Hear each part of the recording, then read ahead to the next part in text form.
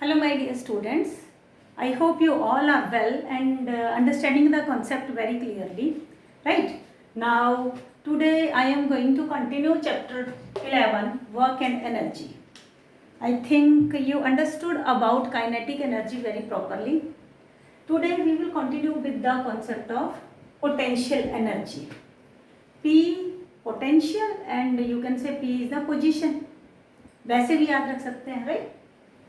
तो just imagine, ये देखो एक रबड़ बैंड मेरे पास है. This is its original position. अगर मैं इसको यूँ स्ट्रेच करती हूँ तो इसकी पोजीशन चेंज हो रही है. मैं जस्ट दिखा रही हूँ, उसके बाद मैं एक्सप्लेन भी करूँगी कि why I am doing all these activities. ये मैं ऐसे ऐसे खींच रही हूँ तो इसका शेप भी चेंज हो रहा है. ये एक स्प्रिंग है, अगर इसको मैं ऐसे स्ट्रेट करती हूँ तो इसका पोजीशन चेंज हो जाता है, अदरवाइज लीव करती हूँ तो ये अपनी ओरिजिनल पोजीशन में वापस आ जाता है. अब look at the board. Potential energy. The energy possessed by an object by virtue of its position. और एक चीज और लिखी मैंने, that is called as configuration. Configuration का मतलब होता है उसकी शेप. ठीक है, जैसे भी ये चीज बता रही थी. तो मैं ये क्यों दिखा रही थी कि एनर्जी, क्योंकि रबड़ बैंड तो सभी ने देख रखे हैं घरों पे, ठीक है. तो एनर्जी जो थी मैं वो बता रही थी कि जो इसकी शेप है, देखो ओरिजिनल शेप ये है, इसका कॉन्फ़िगरेशन ये है, इसके अंदर इस टाइम जो एनर्जी है ये रेस्ट पोजीशन पे है, that energy is potential energy. अगर मैं यूँ स्ट्रेच कर रही हूँ तो इसके जो पार्टिकल्स हैं वो मूवमेंट में आ रहे हैं, इसकी शेप चेंज हो रही है, then that is a kinetic energy, right. तो energy possessed by an object due to its position और its configuration is called as potential energy. मतलब जब भी कोई ऑब्जेक्ट रेस्ट पे होगा उस टाइम भी वो एनर्जी पोजेस करेगा, ठीक है. वो एनर्जी कौन सी होगी? That will be potential energy. I hope you understand. Kinetic energy में मोशन की बात होती है कि जब मूवमेंट में हो, और जब रेस्ट पे हो तो उसकी एक पर्टिकुलर पोजीशन होती है, एक पर्टिकुलर शेप होती है किसी भी बॉडी की. तो उस टाइम जो एनर्जी उसके अंदर पोजेस हो रही है that is potential energy. Now मैं कुछ एग्जांपल भी लिखा है यहाँ पे, जैसे कोई फ्रीली फॉल ऑब्जेक्ट ऊपर से नीचे गिरेगा, ठीक है, कि a lifted weight as it can do work when it falls down under gravity.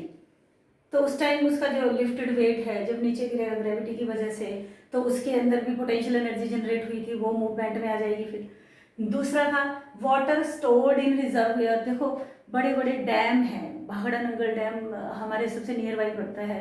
अगर हम देखें तो बहुत ह्यूज अमाउंट पे उनके अंदर पानी स्टोर्ड है, वो हमें जनरेट कर रहे हैं, लाइट इलेक्ट्रिक एनर्जी हमें वो दे रहे हैं, ठीक है. जब वो पानी मूवमेंट में आता है तो क्या एनर्जी चेंज होती रहती है. अभी हम law of conservation of energy भी करेंगे, then I will also explain this thing, ठीक है. अभी यहाँ तक जो कुल मिला के कंक्लूजन निकला वो ये है कि जो एनर्जी किसी भी ऑब्जेक्ट के पोजीशन की वजह से होती है, whenever that is at rest by virtue of its position, that is called as potential energy. Now फिर इसका एक मैं अगर छोटा सा मैथमेटिकल एक्सप्रेशन इसका भी है, क्योंकि फॉर्मूला तो इसका भी बनता है. तो वो क्या फॉर्मूला था? देखो एक ये ऑब्जेक्ट है, जो ये अर्थ सरफेस बना दिया मैंने, अर्थ सरफेस. इस अर्थ सरफेस के ऊपर रखा है एक ऑब्जेक्ट को. इसके ऊपर भी अगर इसको ऊपर की तरफ उठाऊंगी तो फोर्स लगेगी, नीचे को तो इसकी ग्रेविटी देखो फोर्स क्या होता है वैसे, ma, बट ग्रेविटी की वजह से जो फोर्स लगेगी that is called as mg. g क्या है? ग्रेविटेशन वाले चैप्टर में हमने किया, small g is acceleration due to gravity. तो यहाँ पे फोर्स बन गया mg. फिर वो ऑब्जेक्ट अगर ऊपर किसी पर्टिकुलर हाइट पे उठा लिया, सपोज करो हाइट ले ली h, तो भी सेम ही चीज रहा, फोर्स और mg. अब अगर हम सोचें तो वर्क डन क्या है? ये भी एक वर्क डन ही, एनर्जी क्या है? वर्क डन का ये टाइप है, ठीक है. तो वर्क डन क्या हो गया? W अगर रिमेंबर हो तो W is equal to F into S. यहाँ पे S क्या काम कर रहा है? डिस्टेंस यहाँ से लेके यहाँ तक. जब भी बात ऐसी आ रही है तो हाइट की बात आ रही है, ग्राउंड लेवल से अबव लेवल तक, तो वो हाइट की बात आ रही है. तो S को मैंने क्या ले लिया? H. अब W हो गया F इंटू एच. F क्या है, mg, तो W क्या बन गया, mgh, और उसी वर्क डन को मैंने नाम दे दिया potential energy. Has this is the expression. क्या फॉर्मूला था, PE या EP, potential energy, that is mgh। So kindly note down this expression. ठीक है, ये एक्सप्रेशन तुम्हें आना चाहिए अच्छे से। नॉर्मली है, कुछ ज़्यादा टफ इसमें काम था नहीं, कुछ फॉर्मूला कोई बहुत बड़ा खतरनाक लॉ भी नहीं लगाना था अपने को। Just apply the values of force and S की जगह एच ले लो and you will definitely get the formula. अब अगली बात आती है कि इस फॉर्मूले के ऊपर क्वेश्चन कैसे सॉल्व किया जाए। ठीक है, एक सिंपल सा न्यूमेरिकल मैं इस टॉपिक में भी आपको सॉल्व करके दिखाती हूँ। ठीक है, hope you will definitely understand the numerical के हाउ आई सॉल्व दैट। अभी आप ही की बुक से मैं एक न्यूमेरिकल सॉल्व करने की कोशिश करती हूँ। तो न्यूमेरिकल मेरे पास है, मेरे पास न्यूमेरिकल एक है, बुक में देख रही हूँ मैं। न्यूमेरिकल है, find the energy possessed by an object of mass 10 kg। तो मास कितना दे दिया, 10 kg, राइट। फिर उसके बाद when it is at height of 6 metre, H कितना दे दिया मेरे पास, 6 मीटर। ठीक है, अब द ग्राउंड एंड गिवन जी की वैल्यू हमें पता ही है, कैलकुलेट भी कर रखी है हमने, 9.8 मीटर पर सेकेंड स्क्वायर। हमें निकालनी क्या है, energy possessed by an object of mass this when it is at the height from the ground. मतलब जब भी हाइट वगैरह की बात आएगी ना, तो एक चीज़ हमेशा ध्यान रखना कि हमें निकालनी है पोटेंशियल एनर्जी, कि कितनी पोजीशन पे वो ऑब्जेक्ट गया, क्या उसकी पोटेंशियल एनर्जी रही।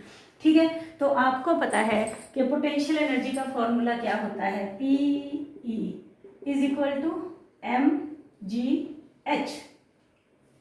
ठीक है, तो मेरे पास सब कुछ है, कुछ भी कैलकुलेट टफ नहीं है, अपनी बहुत इजी न्यूमेरिकल है इस चैप्टर में। ठीक है, m आ गया 10, SI यूनिट देखो, कुछ भी ऐसा नहीं है जो चेंज भी करना है। तो 10 इंटू 9.8 इंटू हाइट कितनी हो गई, 6। ठीक है, इसको अगर और सॉल्व करूंगी तो यहाँ 10 ले लिया। ठीक है, और अगर इन दोनों को मल्टीप्लाई करूंगी तो मेरे पास आ जाएगा answer 588 joule. Numerical solve multiply करके भी देख सकते हैं कि 8 6 48, 54 और 4, 588 जूल। तो दिस इज द एनर्जी। मुझे लग रहा है इस वीडियो से आपको पोटेंशियल एनर्जी का कॉन्सेप्ट भी क्लियर हो गया। इसके फॉर्मूलाज के बेस्ड पे न्यूमेरिकल कैसे सॉल्व करने हैं। देखो नॉर्मल तीनों चीज़ें दे रखी थी, हो सक जी तो कांस्टेंट वैल्यू है, इजीली हो जाएगी। एच और एम में से अगर कुछ नहीं दिया हो तो पोटेंशियल एनर्जी की वैल्यू देगी, कुछ ना कुछ दिया होगा, you can solve easily. I hope you understand this thing. ठीक है, वॉच द वीडियो ट्वाइस और thrice. Again if you are facing any problem then you can contact us. Thank you.